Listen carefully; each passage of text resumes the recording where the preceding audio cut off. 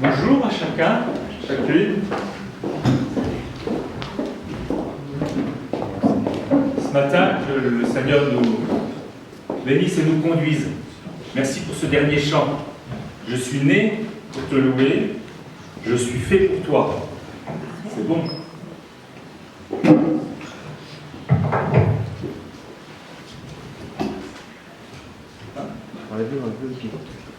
Je suis fait pour toi. Et ce chant, je pense, c'est un résumé aussi de ce qu'on partagera ce matin. Gardez-le en mémoire, on en parlera un petit peu tout à l'heure. J'ai prêché jeudi dernier, le 21, je crois, une prédication sur un aveugle que Dieu a béni, Jean 9. Vous savez, la prédication, c'est, on a quelque chose sur le cœur. J'avais juste un mot, c'était Siloé. Et puis je suis rentré dans cette prédication avec ce mot, et le Seigneur m'a fait du bien. Je crois qu'il nous a fait du bien ensemble. Et puis je ne crois pas que la prédication s'arrête. Je ne sais pas comment vous avez vécu les choses, mais comment vous vivez ça, mais le soir on rentre, et puis chez moi, je continue à réfléchir. Et la parole de Dieu, je trouve, a cette capacité extraordinaire de nous amener tellement loin. Et je me suis laissé porter au large. J'ai voulu me laisser porter au large. Et je crois qu'elle nous amène loin, la parole de Dieu. Et ce matin, je vais donc re-prêcher sur Jean 9. Mais avec une autre façon, d'une autre manière, d'un autre angle de vue, d'une autre orientation. Et je crois vraiment que la parole de Dieu a cette capacité extraordinaire de présenter plusieurs facettes des choses. Allez, on fait un peu de mathématiques ou de perspective. Ça, qu'est-ce que c'est? Un cube. D'accord? Vous le voyez? Tous, vous savez tous ce que c'est un cube, hein, d'accord? C'est un dé avec plusieurs faces différentes. Ça, on le sait. Mais si je le mets comme ça, combien vous voyez de faces? Une. Vous en voyez qu'une, n'est-ce pas? Parce que votre angle de vue n'est que d'une face, on peut voir. Vous savez que c'est un cube. Je vous l'ai montré. Mais vous ne voyez qu'une face. Allez. Si je vous le mets comme ça, combien vous en voyez? Combien vous en voyez de faces? Deux. Ah oui, simplement. Et si je vous le mets comme ça, vous en voyez combien? 3. Dites-voir, est-ce qu'on peut voir plus que 3 faces sur un cube quand on le regarde? Là, comme ça. Avec une glace. Avec une glace, bien sûr, avec des artifices. Mais vous, si on regarde ce cube, comme il est là, est-ce qu'on peut le voir différemment, plus de 3 faces? Et pourtant, ça ne nous empêche pas de savoir que c'est un cube. D'accord? Attends, on va réfléchir. Ça ne nous empêche pas de savoir que c'est un cube. C'est quand même particulier. Vous savez comment le cube est construit, mais quand on regarde cet objet, tout objet en volume d'ailleurs, aura toujours des parties visibles et des parties cachées.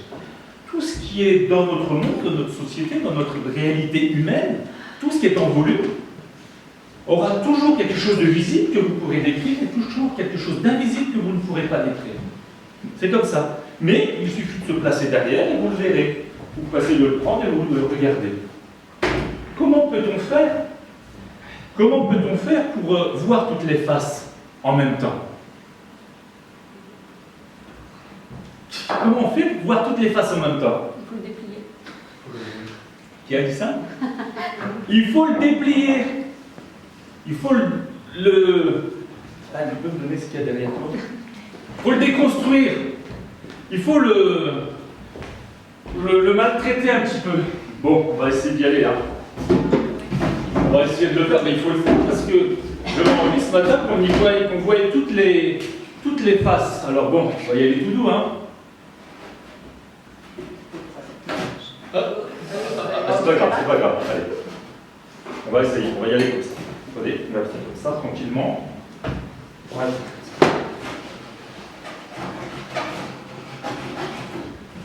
Alors il faut vraiment parfois travailler pour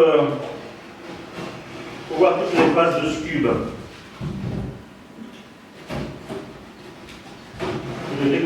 Ah. Ok, d'accord. Bon, bah c'est bien. Allez, on va y aller comme ça maintenant. Ok. Allez, on va y aller comme ça de ce côté-là. Ok. Et puis comme ça.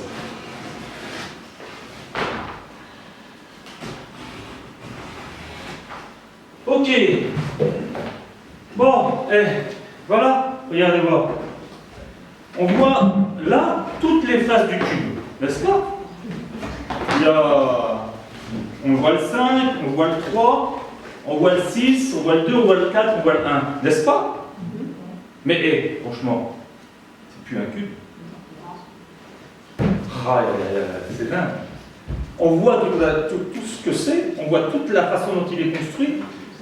Mais pour voir cela, on est obligé de faire quelque chose. On est obligé de passer de la 3D à quelque chose de bien plat, de bien linéaire, pour pouvoir un peu voir comment il est construit et voir qu'il y a des articulations, de voir qu'il y a des façons de plier qui ne sont pas toutes les mêmes. C'est toujours un pli de l'intérieur, vous avez vu là. Il y a des morceaux qui sont ensemble, collés ensemble, il y en a d'autres qui ne sont pas collés ensemble. Ces deux-là n'ont rien à voir ensemble. Il y a une façon claire et concrète dont ce cube a été construit, on ne peut le découvrir que lorsqu'il est à plat. Vous êtes d'accord? Ça, on l'a tous fait. Qui n'a pas fait un cube à l'école maternelle? Les parents ont le plaisir de faire cela, c'est un bon travail.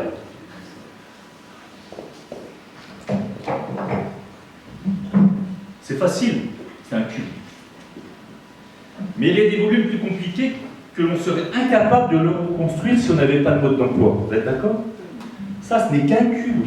Il n'y a que 6 faces. Il y a l'origami, vous savez ce que c'est? C'est la science des pliages. Si vous n'avez pas la méthode et la façon de faire pour reconstruire, vous n'y arriverez jamais. Hein. C'est impossible. Et c'est vraiment plus un casse-tête qu'autre chose. Alors ce cube, il pourrait être la représentation de quoi? De nos vies. De nos vies. Avec ces différentes années. Allez, ma première année, moi non. Mes soixantaines, ma soixantaine. D'accord? Ou moi qui suis un quinquas, mes 50. Ma vie avec mes faces visibles, que tout le monde voit, mais mes faces intimes, que personne ne voit. Mes faces intimes au niveau de ma famille, que ma femme peut voir, mais des réalités que seul je suis capable de voir et connaître. C'est la représentation de ma vie. Ça peut être la représentation de quoi d'autre, ce cube? Tiens, de notre société. Ben oui, notre société, avec tous ces aspects publics, visibles, mais tous ces aspects invisibles et souvent ténébreux. Ce cube de la société, on le voit sous plusieurs facettes, il a plein de facettes différentes, mais on est obligé, on peut le voir, on peut le connaître dans toute sa complexité, mais il y a des quand on le regarde, des endroits visibles et des endroits cachés. Ça peut être le monde qui nous entoure, avec ses électrons, et ces étoiles, l'infinite réalité du monde, avec ce qui est visible, ces réalités visibles, mais aussi ces réalités spirituelles, ces réalités cachées aussi, ces réalités qu'on ne voit pas, qu'on ne connaît pas, qu'on ne peut pas connaître. Ce cube représente tout cela. Puis bien sûr, ce cube peut représenter Dieu. Avec ce que Dieu veut bien nous montrer de lui, notamment Jésus-Christ, avec ce que Dieu veut bien nous montrer de lui, mais aussi avec tout ce que Dieu ne veut pas nous montrer et qu'il ne nous montrera jamais. D'accord? Ce cube peut prendre la représentation de beaucoup de choses. Et il peut former un tout complexe. Une réalité, un tout complexe. Alors, comment pourrait-on appeler le développement de chacune de ces représentations? Vous êtes d'accord que si ce n'est pas un cube, ça, on appelle ça, c'est quoi en mécanique? On appelle ça un développement, ceux qui ont fait de la mécanique, un déploiement, je ne sais pas comment le dire exactement. c'est un cube, mais ce n'est pas le cube, ce n'est pas la réalité. C'est un déploiement pour une construction, pour comprendre comment ça marche. Donc, si ce cube peut représenter ma vie, comment déplier ma vie? Comment la déployer? Comment je peux faire? Comment la mettre à plat, de façon plane et linéaire? Qu'est-ce qu'il faut faire? Ben, je vais écrire mes mémoires. Je mets à plat. J'écris mes mémoires.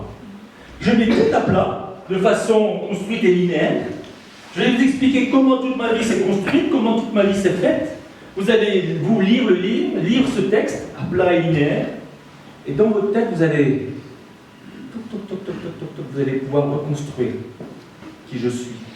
Et qu'est-ce que j'ai fait, comment j'ai fait vécu ma vie. Si c'est le cube de la société, qu'est-ce que représente alors le déploiement du cube de la société? C'est quoi? Hein? L'histoire. Oh, on le met à plat. On met à plat l'histoire de façon linéaire, de façon simple et à plat. Et on la lit, puis on peut comprendre alors comment l'histoire s'est passée. Mais c'est tellement complexe parfois pour reconstruire, c'est tellement difficile qu'on n'a parfois qu'un aspect, qu'une facette de notre histoire. Et les historiens parfois se battent, se contredisent, parce qu'il y a plusieurs aspects, plusieurs façons de voir. D'accord? C'est à plat et parfois c'est bien difficile de reconstruire le tout. Mais on en a une bonne idée quand même. Et là, quand même, on a une bonne idée. Et si cette représentation, c'était Dieu, qu'est-ce qu'il faudrait faire? Comment connaître Dieu? Comment connaître le monde et le monde spirituel? La Bible, vous ne trouvez pas que ça ressemble à la Bible? Hein? Vous n'avez pas l'impression que ça ressemble à la Bible? Bien sûr, c'est la Bible. La Bible est un déploiement à plat, en 2D, de la réalité spirituelle. En lisant la Bible, on découvre des facettes de Dieu, on découvre des facettes du monde, de la réalité spirituelle, mais aussi, je n'ai pas besoin forcément de mes mémoires, je découvre des réalités de ma propre vie. Des choses cachées de ma vie, mais des choses visibles de ma vie, par correspondance avec des personnages bibliques. Vous êtes d'accord? On découvre, la Bible est un livre historique, et on découvre une partie de l'histoire en lisant la Bible. Mais on le lit à plat. On le lit à plat, en 2D. Et après avoir lu la Bible, bien sûr, je vois tout cela. Je vois comment ça fonctionne. Je vois comment les chapitres se font, combien y a-t-il de facettes. Je vois comment les versets s'organisent entre eux. Je vois comment même les mots peuvent avoir des correspondances. Je vois la construction, je peux saisir la façon de faire, la façon, tout est à plat, tout est visible, tout est compréhensible, pour peu qu'on la lise et pour peu qu'on s'y intéresse. Mais après, il y a une difficulté sérieuse, c'est pour reconstruire dans nos vies ce cube. Et là, quand même, c'est pas si simple. Et là, quand même, ça tient plus parfois du casse-tête que du jeu de plaisir et de la partie de plaisir.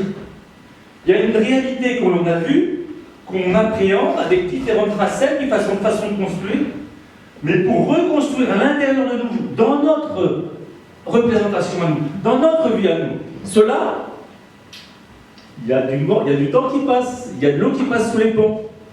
C'est normal.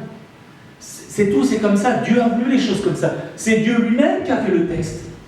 C'est Dieu lui-même qui a fait en sorte qu'on puisse le lire et s'y plonger et voir tellement de choses, de facettes différentes. Et c'est pour ça que ce matin, j'ai partagé une prédication jeudi d'une façon, et puis voilà, en la prêchant et puis en y méditant, je dis, mais il y a des autres facettes, il y a des autres façons de voir, il y a des autres façons de comprendre ce texte, et ce texte m'a semblé important.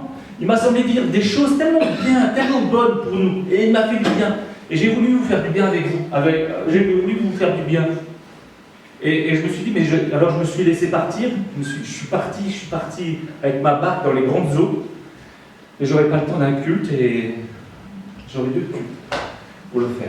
Donc je prêcherai ce matin, je prêcherai dimanche prochain, pour bien qu'on prenne le temps, je ne veux pas aller vite, je ne veux pas me presser, pour partager ça. Cette façon différente de voir ce texte-là, en l'occurrence. Je crois qu'il va nous dire des choses intéressantes. Alors je ne sais pas qui était là jeudi il y a 15 jours, là, le 21. Il n'y a personne? C'est quelques-uns quand même. Hein. Bon, alors sachant que l'éducation passe par la répétition, on va répéter un petit peu, d'accord? On va un petit peu répéter le début en tous les cas, et après je vous dirai en quoi les choses, je les présente différemment. On va lire Jean 9, les 5 premiers versets. Jésus vit en passant un homme aveugle de naissance. Ses disciples lui firent cette question: Rabbi, qui a péché, cet homme ou ses parents, pour qu'il soit né aveugle? Jésus répondit: ce n'est pas que lui ou ses parents aient péché, mais c'est afin que les œuvres de Dieu soient manifestées en lui. Il faut que je fasse tandis qu'il est jour les œuvres de celui qui m'a envoyé. La nuit vient où personne ne peut travailler. Pendant que je suis dans le monde, je suis la lumière du monde. Et simplement, je voudrais redire ces choses-là, que Jésus, en passant, vit un aveugle de naissance. Et que Jésus, alors qu'il est entouré d'une foule nombreuse, que Jésus est un homme extrêmement pressé, extrêmement actif, il ne se repose pas, il n'avait pas un endroit pour se reposer. Il marche, et beaucoup de monde le sollicite et sont autour de lui. Lui, en marchant, il voit là un aveugle de naissance, un homme mendiant. Le texte nous dit un peu plus loin qu'il est mendiant et qu'il est là, sur le bord du chemin. Je ne sais même pas si c'est sur le bord du chemin, mais il le voit. Et quand Jésus voit quelqu'un, bonne nouvelle, et on a entendu jeudi, Jésus qui a levé les yeux vers Zachée, quand il l'a vu, c'était la bonne nouvelle. C'était le bon plan pour cet homme. Et Jésus va faire une œuvre extraordinaire, va vouloir guérir cet homme. Et face à cet homme, les disciples vont nous dire: mais Rabbi, explique-nous, qui a péché? Qui a péché? C'est lui ou c'est ses parents? Rôle de réflexion, n'est-ce pas? Mais elle est légitime pour des juifs. Le texte de l'Ancien Testament nous parle beaucoup de cette réalité-là, que la réalité, la séparation avec Dieu, le péché, était quelque chose qui nous séparait de Dieu, qui mettait une malédiction sur notre vie. Et l'Ancien Testament est énormément, il y a beaucoup de références par rapport à cela. On voit dans le Ésaïe 59, nous ne prendrons pas. Ésaïe, vous pourrez le lire. Ésaïe 59, de 2 à 11, où on parle que c'est la séparation d'avec Dieu, l'éloignement de Dieu nous conduit dans l'aveuglement, nous conduit dans les ténèbres, nous conduit dans des zones de non-droit.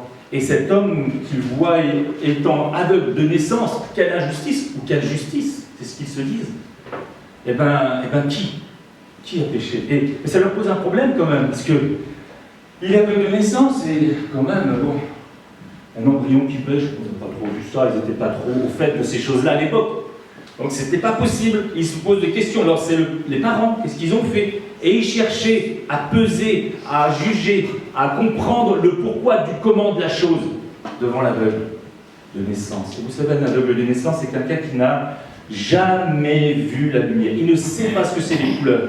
Vous pouvez beau lui expliquer le vert, le rouge, essayez d'expliquer à vos enfants le vert. Vous ne pouvez pas, c'est impossible, le vert, si vous ne l'avez pas vu. Vous ne pouvez pas le rouge. La lumière, c'est quoi? Expliquez la lumière à quelqu'un qui est dans les ténèbres, qui n'a jamais vu. Allez, trouvez des mots satisfaisants pour expliquer ça. Vous ne pouvez pas.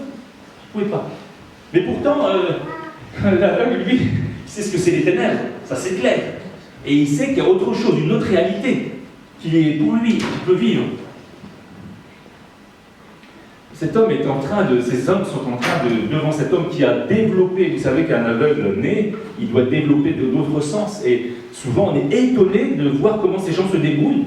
Ces gens sont capables de plein de choses, et on les voit se déplacer dans leur maison, on les voit se déplacer dans les villes, et on les voit, mais ils sont aveugles, et ils ont développé par exemple l'ouïe de façon très très performante. Ils se repèrent par l'ouïe, ils se repèrent par le toucher, ils se repèrent par les sens, par l'odorat, et ça c'est très performant chez eux. Et imaginez cet aveugle par terre qui entend les disciples parler de qui a péché, tout ça, tout ça. Jésus, lui, il est dans un autre registre. Jésus lui dira, mais vous n'avez pas compris. Vous n'avez pas compris, moi je ne suis pas venu pour juger les gens, je suis venu pour faire grâce et pour les sauver. Donc moi, mon important n'est pas savoir qui a péché, tout ça. Je vois cet homme là, aujourd'hui, maintenant, qui a un problème sérieux, réel, profond, qui le trouble, qui détruit sa vie, et je veux répondre à son problème. Et quand je vais répondre à son problème, ça sera le moyen de rendre gloire à Dieu, parce qu'on n'a jamais vu un aveugle-né voir de nouveau. C'est la manifestation réelle que Dieu a agi avec puissance. On n'a jamais vu ça. Et il se réjouit, Jésus se réjouit. Moi, je vais faire des choses qui sont maintenant, ici et maintenant, et je vais le faire par pure grâce. Cet homme, je ne le connais même pas. Je ne le connais même pas. Mais je suis plein d'amour. Et Dieu est plein d'amour. Dieu est plein de miséricorde, plein de grâce. Il est dans la loi de la miséricorde. Il est dans cet fonctionnement de la miséricorde, de la bonté, de la grâce. Et quand il voit un homme comme cela, et Jésus, combien de fois on l'a vu, quand il a vu les foules qui étaient perdues, qui étaient troublées, il a soupiré après un berger, mais il a soupiré après, il a eu de la compassion pour la foule, et il a de la compassion pour cet homme. Et il va par pure grâce lui faire un miracle extraordinaire, par pure grâce. Et puis écoutez son langage, vous avez entendu son langage ? Pendant qu'il fait jour, il parle à ses disciples, hein. Je vais parler à Olivier. Pendant qu'il fait jour, il faut que je travaille. Alors les disciples, ok, d'accord. La nuit vient où personne ne peut travailler. Et le disciple fait, bien sûr Jésus, tu as raison. Pendant que je suis dans le monde, et il parle aux disciples, je suis la lumière du monde. Et le disciple, oui Jésus, tu as raison, c'est vrai. Il doit franchement. Regardez Jésus les termes qu'il utilise devant un aveugle de naissance, un aveugle qui sait tout, qui entend tout, qui est sensible. Le jour vient, il faut que je puisse travailler le jour. La nuit vient où personne ne peut travailler. Mais ce n'est pas un disciple qui est en train de parler Jésus. C'est l'aveugle. L'aveugle capte. L'aveugle dit quoi ? Mais combien il a raison cet homme-là ? Moi, je suis aveugle des naissances. La nuit est sur moi. Et je ne peux pas travailler. Je suis en train de mendier. Je suis un mendiant dépendant des autres. Et combien c'est affligeant, déplaisant de faire cela. Ma vie est une catastrophe parce que je suis dans la nuit, je ne peux pas travailler. Oh, ce Jésus-là, il a raison de travailler tant qu'il fait jour. Parce que quand les ténèbres sont là, c'est une catastrophe. Jésus est déjà occupé en communion avec cet homme-là. Dans son langage, il est en train d'avoir un langage de relation, non pas avec les disciples, je suis supérieur à lui. Avec l'aveugle, il partage, il communique. Il est en train de se faire, d'être en communion avec l'homme, avec cet homme-là, dans sa difficulté. Et il est en train d'être en communion avec ses souffrances, avec toute sa réalité humaine et ses difficultés de souffrance. Il est en communion avec lui, en empathie, en affection, en relation. Et il lui dira aussi, et non seulement par sa souffrance, il lui dira pendant que je suis dans le monde, il le dit à lui, il dit « Je suis la lumière du monde ». Et le disciple dit « Bon, d'accord, la lumière du monde, bon, cool ». Et il lui dit « Mais il n'explique qu'à ça, l'aveugle. Mais c'est pas possible, on me parle depuis mon enfance que la lumière, et que... Mais la lumière du monde, Jésus serait la lumière du monde.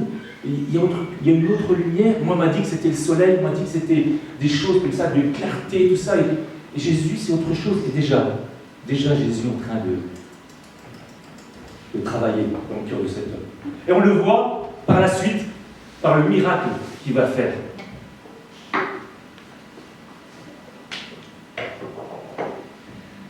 Après avoir dit cela, il cracha par terre et fit de la boue avec sa salive. Puis il appliqua cette boue sur les yeux de l'aveugle et lui dit « Va, lave-toi au réservoir de Siloé, nom qui signifie envoyé. » Il y alla, se lava et s'en retournant voyant clair. Alors Jésus, dans les évangiles quand même, il y a énormément de façons de procéder, vous êtes d'accord ? Il aurait pu dire à cet homme « Vois !» Un mot, cet homme aurait vu. Il a dit à Lazare, lève-toi, sors. Il est sorti. Et la mort, me semble-t-il, c'est un peu plus compliqué à gérer que l'aveugle. Mais Dieu, non. Sors. Lazare est sorti. Vois, cet aveugle aurait vu. Il aurait pu venir et il aurait imposé les mains. Comme on le voit d'autres endroits, il aurait touché, une puissance serait sortie de lui, et l'aurait visité, il aurait été touché dans son corps, il aurait vu. Non, là, Jésus, il fait les choses différemment, et il semble mettre en scène son miracle. Il sait qu'il va être guéri. Pour Jésus, ça ne pose aucun souci. Mais il veut dire quelque chose d'autre à cet homme. Il veut lui faire comprendre une autre réalité. Et que s'il y a la lumière du monde, du jour existe, il y a une lumière beaucoup plus importante qu'il faut recevoir dans sa vie. C'est Jésus. Et il veut lui faire comprendre cela. Mais pour le moment, le plus important pour cet aveugle, c'est de voir.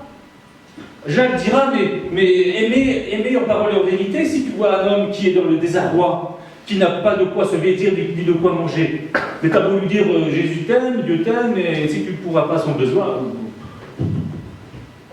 Mais pourquoi son besoin?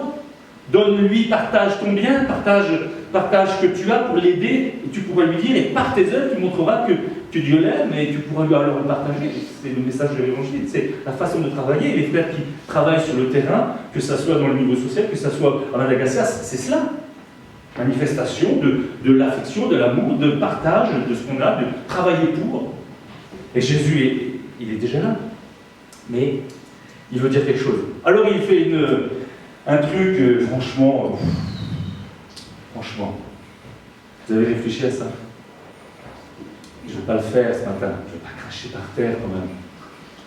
Ça se fait pas. Non mais cracher, ça se fait pas, franchement. On ne va pas commencer là à cracher, même si c'est Jésus qui crache. Franchement, c'est un peu osé. Et puis c'est ragoûtant, il fait de la boue avec. Comment il a fait cette boue là? Il a fait de la boue avec. Mais c'est ragoûtant. Et puis non seulement ça, il prend la boue et il en met plein le visage. Non mais c'est quoi? Mais là, on serait aujourd'hui, Jésus serait arrêté par la police, par agression, pour mépris des personnes handicapées. Non. Jésus a quelque chose à dire à cet homme. Vous savez, non seulement il le salit dans son corps, et je pense qu'il faut voir là l'image que cela représente. Il le salit dans son corps avec cette boue. Moi je pense que ça touche son corps, cette salissure, c'est cet handicap qui est là et qui le salit, qui l'avilit, ça peut être cela. Mais cracher par terre, cracher, mettre de la salive sur le visage de quelqu'un, c'est comme cracher au visage. Oui, d'accord?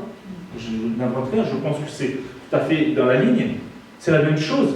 Vous n'accepteriez surtout pas que quelqu'un crache par terre, prenne son crachat, vous le mette sur le visage pour nettoyer votre peau. Un jour, j'ai vu un client, il vient vers moi, c'est un gars qui travaille dans le fuel. Et il avait plein de sortes de petites baves comme ça, des petits trucs. Je le regarde comme ça, je me dis, qu'est-ce que c'est? Il me dit, alors je le regarde, enfin on discute un peu, puis j'ose lui demander, je dis, mais c'est quoi que vous avez sur le visage? Il dit, c'est de la bave d'escargot.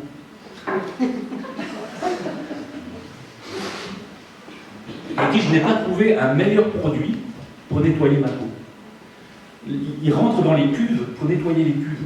Et c'est un produit extrêmement... Les cuves, le fuel et tout ça, c'est extrêmement agressif. Tous ceux qui ont travaillé dans le fuel et dans les chaufferies vous le disent. C'est extrêmement agressif. Donc, il a trouvé ce seul moyen, c'est un produit qui se vend. Vous pouvez acheter de la bave d'escargot en crème. Les seuls. Hein? Franchement, ça c'est un beau cadeau. Et la dernière fois, j'ai acheté du lait d'ânesse à ma fille. Mais le lait d'ânesse, c'est excellent pour la peau. Achetez aux enfants, achetez à vos bien-aimés de la bave d'escargot. Jésus prend sa salive, fait de la boue et on met. C'est non seulement une salissure physique, mais c'est aussi une salissure morale. C'est en Orient, une honte et une salissure morale que de cracher au visage de quelqu'un. Oui, d'accord? C'est une honte. C'est une honte. ça sera enregistré, tu pourras le réécouter. C'est une honte de faire cela. Et c'est non seulement une tâche physique, mais ça devient une tâche morale. Donc Jésus aborde les deux sujets en même temps. Et il lui dit, va, lave-toi. Et vous avez, cette histoire nous donne cette mise en scène nous donne encore une idée particulière. C'est que c'est pas Jésus qui a fait quelque chose. Et c'est même pas sa salive c'est pas la salive de Jésus qui le guérit. Non, c'est quand il est allé se laver qu'il a été guéri, qu'il a vu. La mise en scène, elle est là. Il devait lui-même partir aux eaux de Siloé pour se laver. Un aveugle de naissance. Jésus, c'est sympa. Tu aurais pu le faire là, tu aurais pu prendre un peu un bac d'eau, lui donner. Non, il envoie cet homme. Va, traverse la ville. Je ne sais pas où c'est. Et Jésus est sorti du temple, il a rencontré cet homme, et je ne sais pas, les eaux de Siloé, c'est ceux qui ont été à Jérusalem, ce réservoir de Siloé, il n'est pas tout près. Il faut quand même, sur le plan, faire une petite marche en ville, un aveugle-né, pour aller se laver, parce que tout sale, tout dégradé, physiquement et moralement, pour aller se laver. Cet homme a obéi à Jésus. Cet homme est parti, il est allé, et il nous est dit qu'il s'est lavé, et il a vu. Waouh, ça c'est formidable, quelle eau! Les eaux de Siloé, elles sont vraiment bonnes, hein. Elles sont vraiment précieuses. Hein.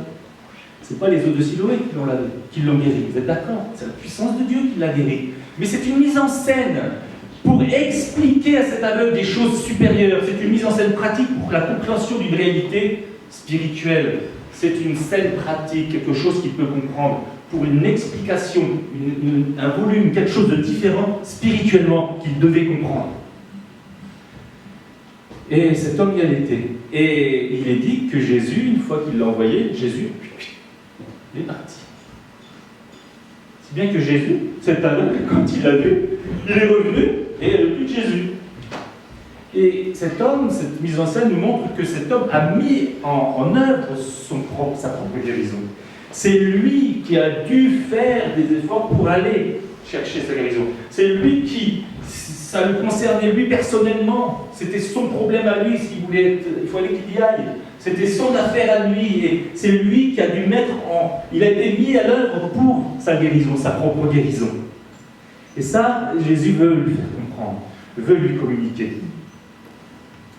Il y a un vrai message à comprendre. Et vous avez bien compris que ce message, c'est le message de l'Évangile. C'est le message de l'Évangile. On voit un homme qui ne voit rien, sali physiquement, mais aussi moralement, qui marche en tâtonnant vers un réservoir d'eau du nom de Siloé, qui va entièrement le laver et lui donner de voir clair. Siloé voulant dire envoyé. Ce que Jésus veut lui dire et lui faire comprendre, c'est que l'eau de l'envoyé va le guérir. C'est que l'envoyé va laver sa honte et guérir son corps. Cette explication de l'œuvre de salut que Jésus est venu accomplir sur la terre, c'est le message de l'Évangile, en quelque sorte. Moi, je le reconstruis avec vous, je le rebâtis, je le remets en place. D'accord? Cette mise en scène, cette mise à plat, on le rebâtit ensemble. Mais c'est ce que devait comprendre cet homme. Jésus lui avait donné le plan, le 2D, et lui, il devait, et dans la suite, le reconstruire en 3D, pour sa propre vie.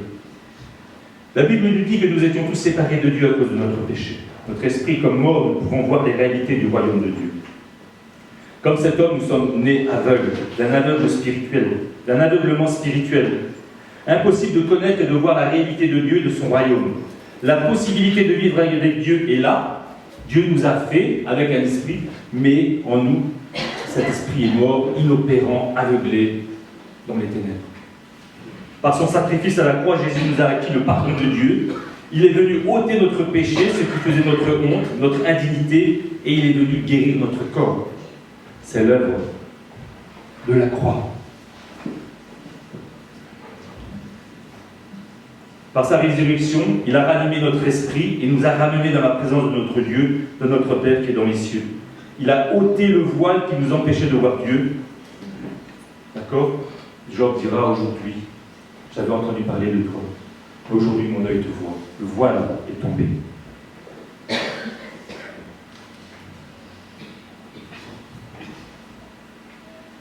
Et les prochains versets, les prochains passages vont justement, et c'est là que ma réflexion a changé par rapport au jeudi dernier, c'est cette réflexion que je voudrais vous apporter, qui est une autre facette. Et par rapport à cet homme, est-ce que Jésus va lui demander, par rapport à cette mise en scène, d'aller plus loin pour pouvoir voir clair et voir la réalité de l'Évangile?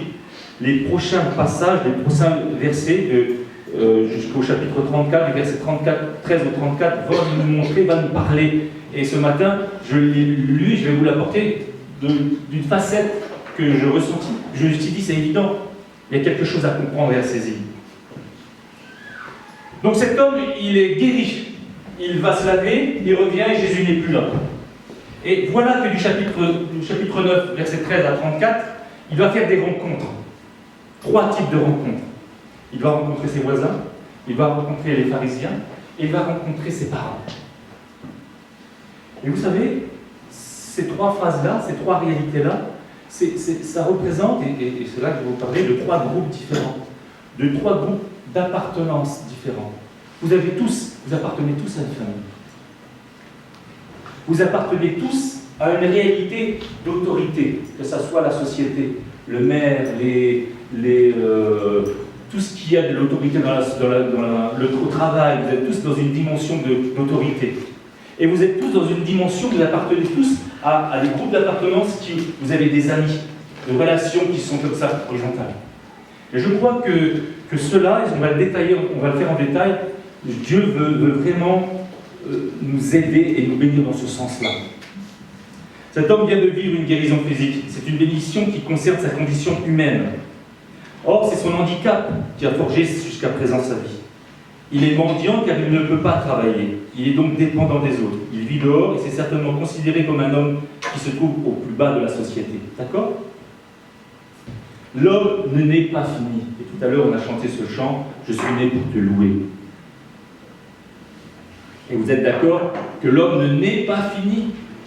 Et tout à l'heure, quand j'ai vu le Xavier, l'idée de Corinne et Jonathan, je leur ai dit « Il y a du travail maintenant. Il y a du travail encore. Il y a encore du boulot. L'homme ne naît pas fini. Et il y a au moins une vingtaine d'années encore de travail, de construction. Physique. Premièrement, physique.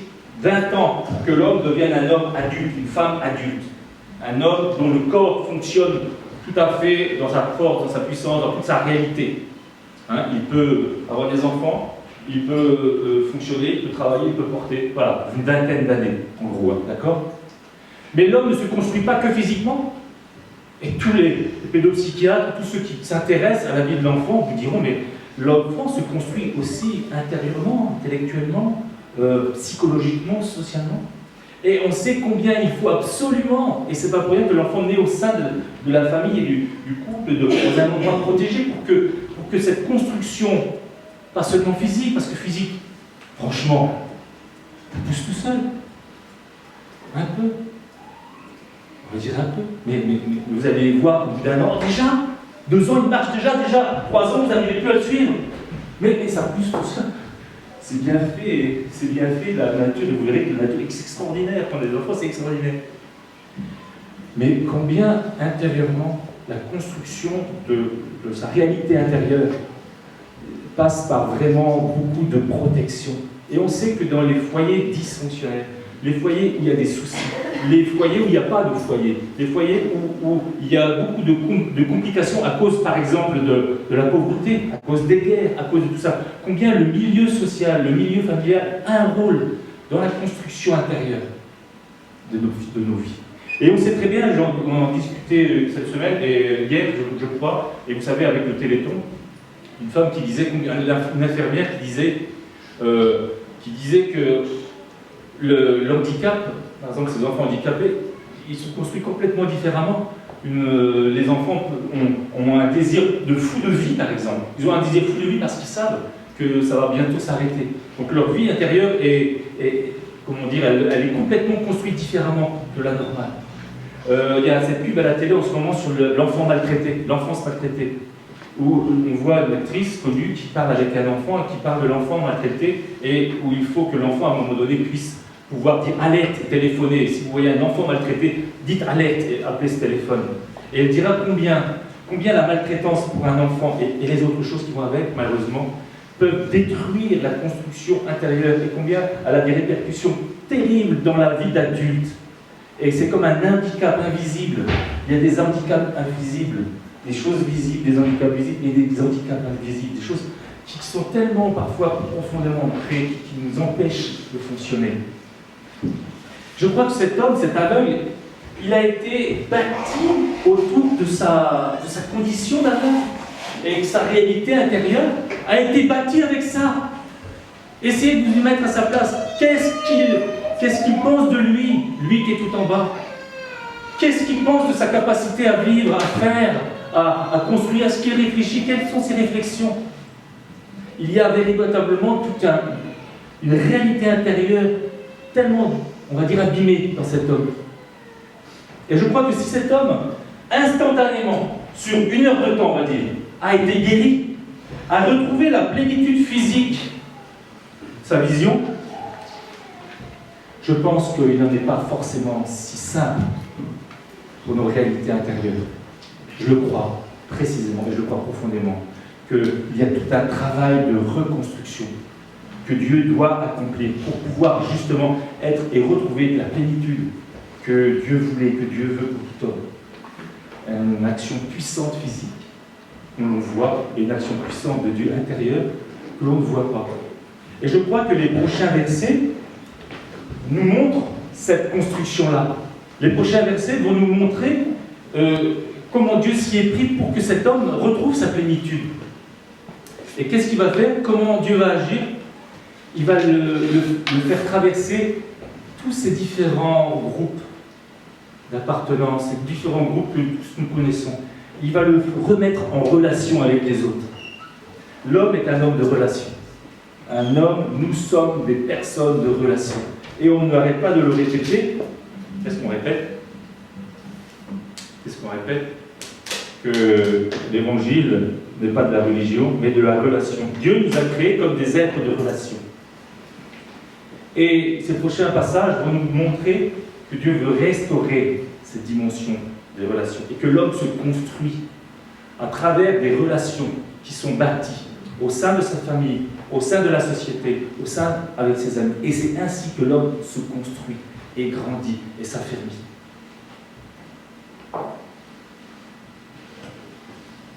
Donc on va lire le texte comme il est écrit. Et je pense ne pas inventer grand-chose, mais c'est simplement une autre façon de regarder le texte. Une autre façon de voir le texte. On va lire le chapitre verset 13, si tu veux bien. Tu peux le montrer.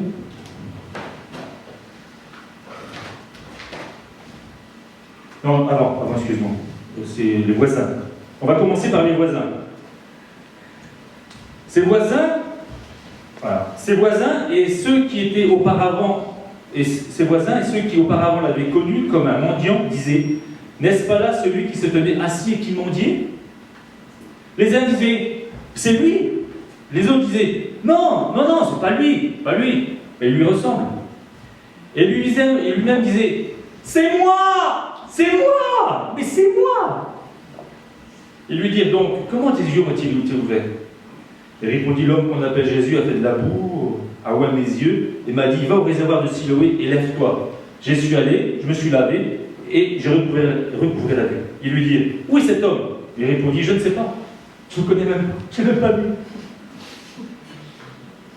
Là, on est dans le groupe d'appartenance, ces groupes que vous connaissez, que vous avez, c'est ce groupe des voisins. C'est-à-dire ces gens avec qui vous avez une relation qui est horizontale, qui est toi semblable, c'est toi et moi. On parle avec l'autre de façon horizontale. On parle de façon tranquille, l'un avec l'autre. Le principe de ces relations, c'est un rapport d'égalité, égal à égal. On est ensemble, on parle pareil. Et ça, ces choses-là, ces voisins, c'est quoi? Ce sont nos voisins, tout simplement. Hier, on était chez une voisine et on a partagé, c'est sympa. Il y a vos collègues de travail. Vos collègues de travail, c'est vos voisins, c'est des gens avec qui vous avez des rapports, les collègues, je parle, ceux avec qui dans votre service, vous avez des rapports horizontaux. ça peut être vos amis, ça peut être vos frères et sœurs, à lesquels vous avez des rapports d'égalité à égal. L'objectif de ce fonctionnement, c'est la justice. Il faut que les rapports soient justes et que chacun est mis sur la même réalité, sur la même égalité. Et dans un travail, par exemple, il ne faut surtout pas parler salaire, parce que si l'autre a le double du salaire que moi, alors je fais la même tâche, c'est pas juste, il va dire. Et il y a une réalité de justice et d'égalité. L'inconvénient possible, c'est qu'à force de vouloir l'égalité avec tous, et que tout le monde se ressemble, qu'il n'y a pas de changement, qu'il n'y a pas de différence, le problème c'est que tout le monde est pareil.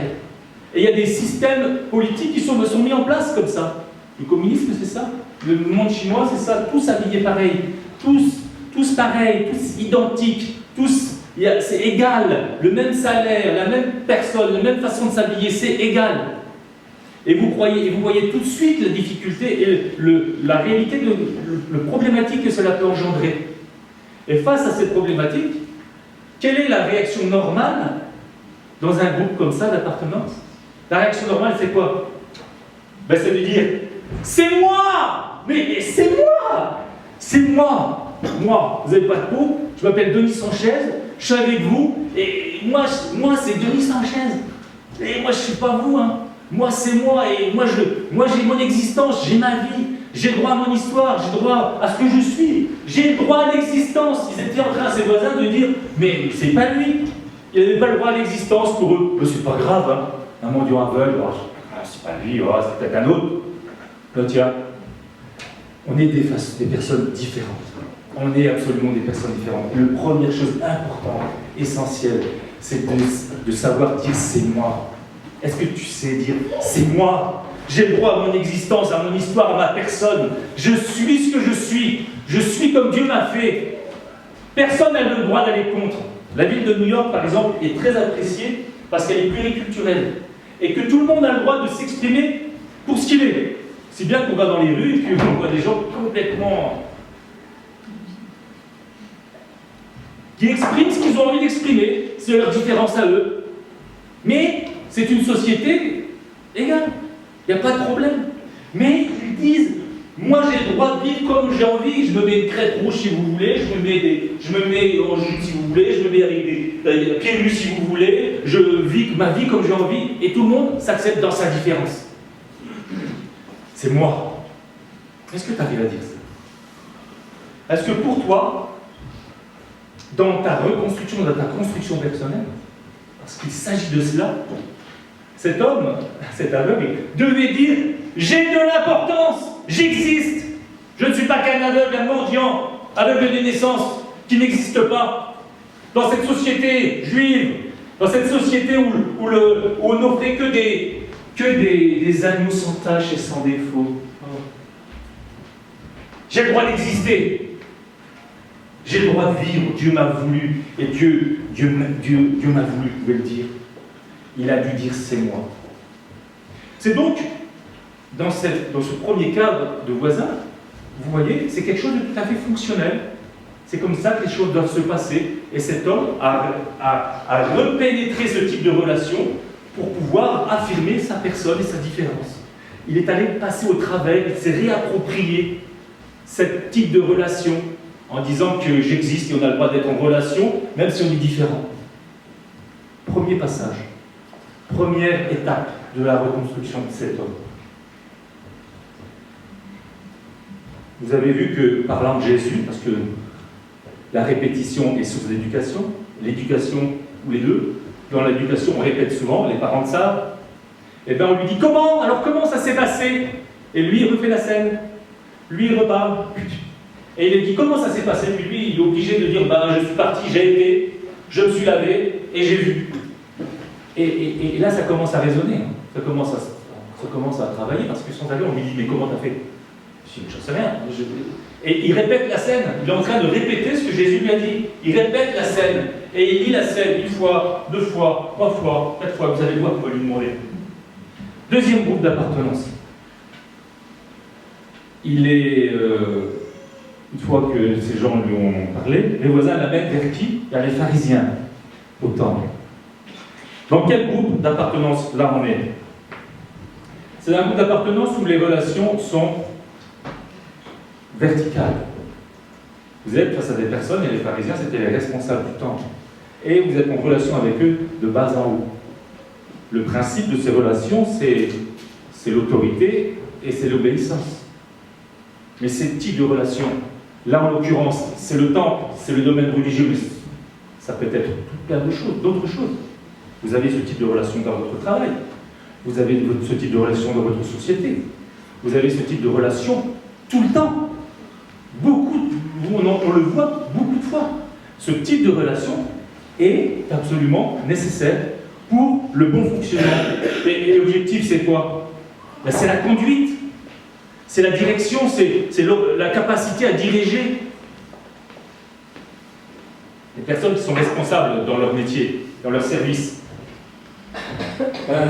ils sont responsables, ils ont autorité, et on leur doit un minimum d'obéissance pour que les projets qui sont mis en place puissent être suivis. Eux vont conduire, eux vont orienter, mais ils ont besoin, et ça c'est tout à fait normal. C'est un fonctionnement normal. Quel peut être le désavantage de ce fonctionnement, de ce type de relation? Vers quoi ça peut mal tourner? Ben, quand le chef, il est un peu trop présent, quoi. Quand il commence un peu à nous faire du poids sur les épaules, quand ça commence à être lourd comme ça, c'est un peu compliqué. Ou quand le chef est un peu absent. Aujourd'hui, on dira par exemple dans notre société que les hommes politiques, ceux qui sont occupés à diriger le pays, ben, ils sont dans leur sphère. Et que les hommes, nous, simples compte-au-vent, on est en bas. Et qu'on constate qu'il y a une réelle séparation entre deux mondes. Et que non, ça va pas. Et depuis plusieurs années, on dit hey, oh, il faut arrêter. Il faut de la démocratie participative. Il faut que les politiques puissent prendre le pouls de l'opinion, comprendre. Et pour bien fonctionner dans un système comme ça, c'est quoi?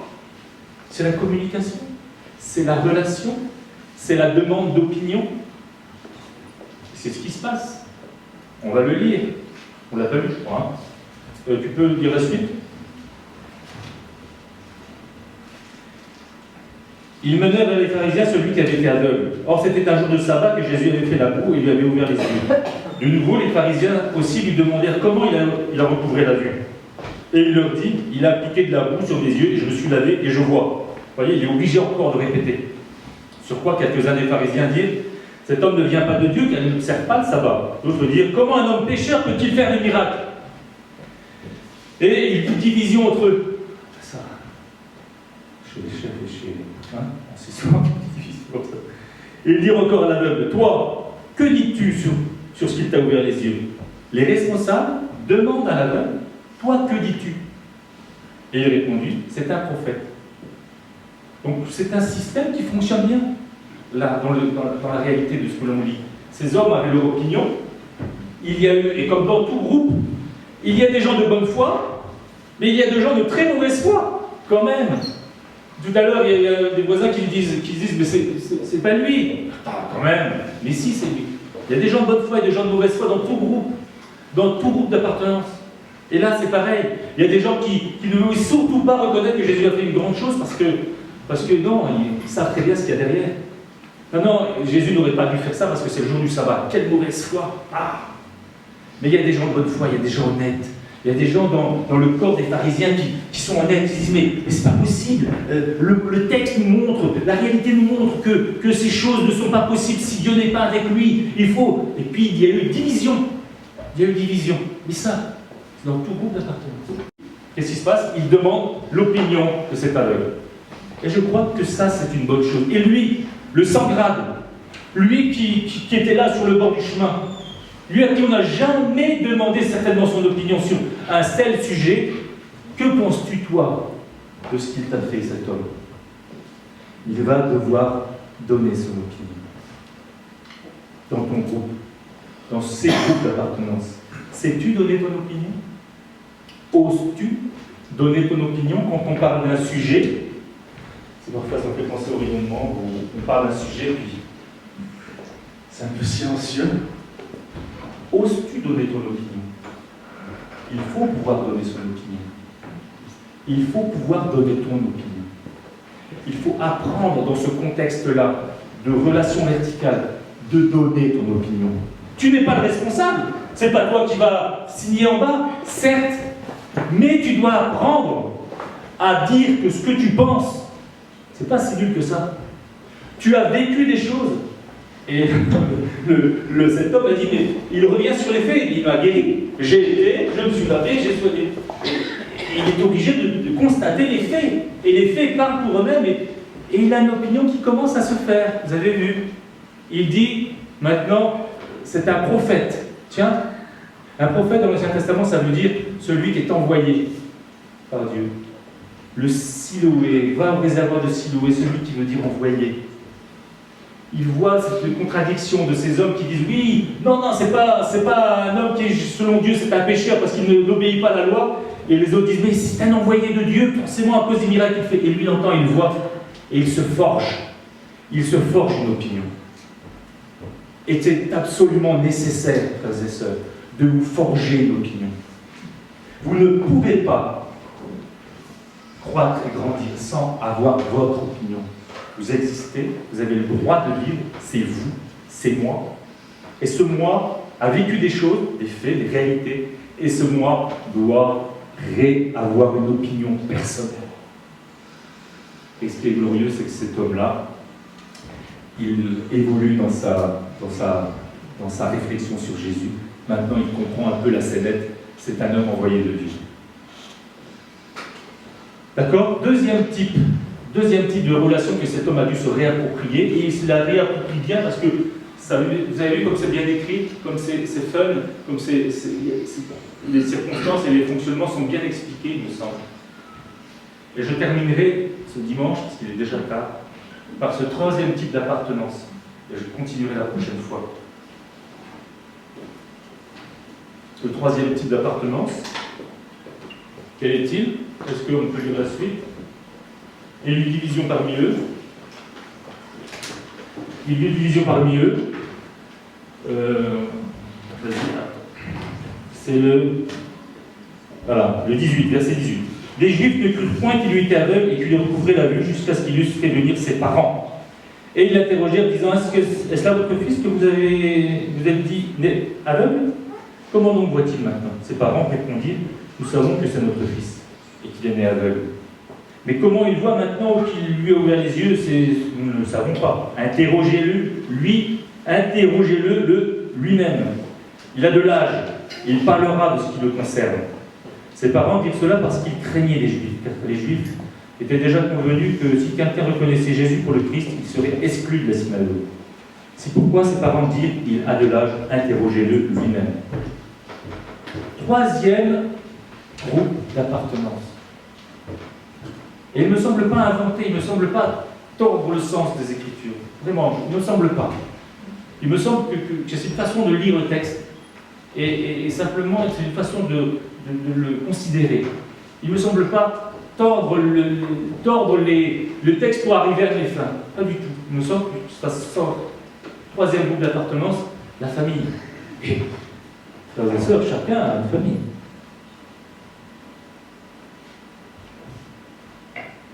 Chacun a une famille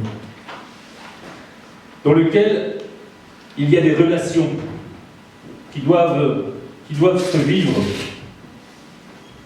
Ce peut être aussi, ce groupe familial, ça peut être aussi à un moment donné une personne, ça peut être aussi une personne qui a eu sur vous, par exemple, une responsabilité nourricière. Quand on parle de parents, comme dans le texte, il est allé chercher ses parents, cette réalité de relation familiale avec les parents, ça peut être aussi, pas forcément papa-maman, mais ça peut être aussi une personne avec qui vous étiez en dépendance nourricière et qui a été pour vous comme un tuteur, un soutien, un appui. C'est le même type de relation, d'accord? Cette relation, la règle de cette relation, c'est quoi? Relation parent-enfant. Il me semble que c'est l'amour. Il me semble que c'est l'amour. Et pour le bien-être, il me semble que le type de relation qui doit régner, c'est ça. Il me semble que c'est ça. Et que c'est vraiment, il faut un cocon pour que ces 20 années se passent au mieux possible. D'accord? Au mieux possible. L'objectif, pourquoi il faut ça, ce type de relation? Ben, c'est de l'éducation, c'est de la croissance, c'est de la maturité nécessaire dans ce cocon. Nécessaire. L'inconvénient qu'il peut y avoir dans ce type de relation, c'est quoi? C'est une dépendance à outrance. C'est une trop forte dépendance.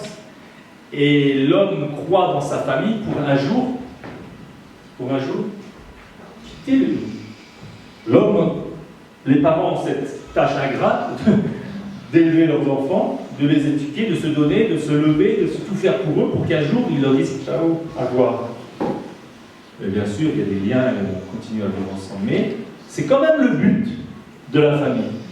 Qu'à un moment donné, il puisse y avoir. Parce que après, ça peut être vraiment problématique et ça peut engendrer des types de relations compliquées. La dépendance, l'enfermement.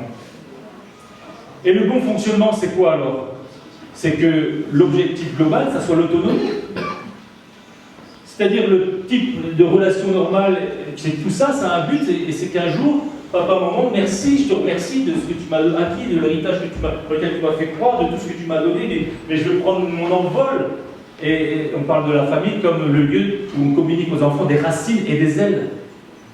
Oui, je prends mon envol. Oh, super, avec tout ce que vous m'avez donné d'apprendre, de comprendre, de saisir, toute l'éducation que vous m'avez communiquée, ça y est, je pars mon envol. Je m'en vais. C'est quand même le but.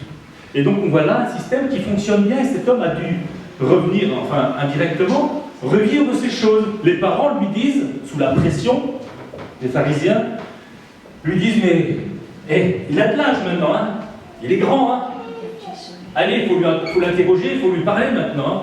C'est à lui de répondre de sa vie. Et c'est normal. C'est normal, c'est voulu comme ça. Mais c'est sa responsabilité. Maintenant, c'est à lui de répondre pour lui-même. C'est plus notre faute. C'est sa responsabilité. Ce sont ses actes qui compteront. Et le pharisien, cet homme, cet aveugle, doit retraverser et se réapproprier cette réalité-là, de dire que s'il est dans cet état-là, c'est pas la faute de sa maman. Hein. C'est pas la faute de sa maman. Hein.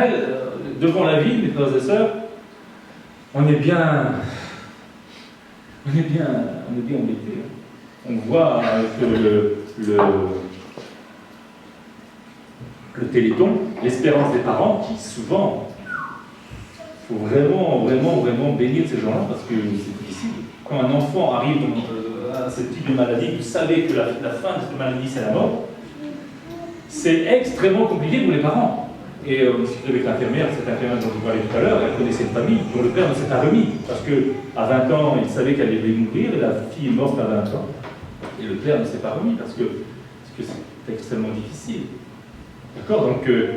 Donc il faut que cet homme comprenne que ce n'est pas la faute de ses parents. S'il est comme ça, c'est comme ça.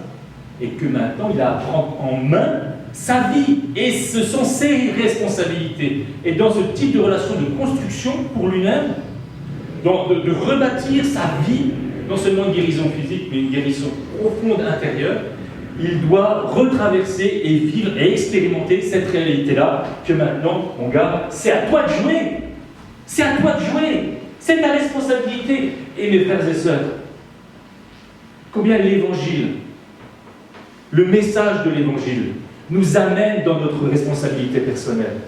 Si on ne baptise pas des enfants, c'est pour ça. Parce qu'on estime que cet enfant n'est pas en responsabilité pour prendre sa vie en main et faire des choix par rapport à Christ. Et c'est cela que Dieu attend. Donc un enfant peut, bien sûr, accepter Christ dans son cœur très jeune, très tôt, avoir dans son cœur la conviction de qui est Jésus, l'amour de Jésus. Il peut grandir, mais on prend un peu le temps de peser sur cet enfant, sur cet jeune homme, sur cet jeune adulte, et puis un jour sur cet adulte, sa propre responsabilité. Parce que devant Dieu, ça ne sera pas ta maman qui compteront, ça ne sera pas les voisins qui compteront, ça ne sera pas le responsable du temple qui comptera, ça sera ta propre vie. Toi, face à Dieu, Qu'est-ce que tu vas dire? Qu'est-ce que tu vas faire? Comment ça va se passer? C'est ton affaire. Et cet homme, là, va devoir s'approprier cela, et il devra, avant d'entamer cette prochaine relation qu'on prendra la prochaine fois, il lui fallait absolument passer par ces 3 étapes. L'affirmation de son existence, de qui il était, moi, dis-le toi, dis-le dans ton cœur, une affirmation d'une capacité d'avoir des opinions, de réfléchir, et de réfléchir on est dans le bon sens, et aussi une responsabilité personnelle qu'il nous faut acquérir, pour lequel affronter la vie. Et ces 3 types d'appartenance, frères et sœurs, bien sûr, on en parle là dans l'Église, mais c'est un don de Dieu pour tous les hommes. D'accord? C'est pas l'histoire de... C'est un don de Dieu pour tous les hommes. Tous les hommes doivent pouvoir vivre ces choses et ces 3 réalités de façon saine et normale. Et c'est quand ces 3 choses-là n'existent pas, certainement il y en a d'autres, mais je pense que la parole de Dieu, là aussi, c'est centré sur l'essentiel. Et c'est là que commencent de graves problèmes. Et il terminera par cette autonomie. La prochaine fois, nous lirons la suite du texte. Et je vous disais qu'il nous fallait absolument passer par là pour pouvoir affronter ce qui l'attend dans la suite du texte.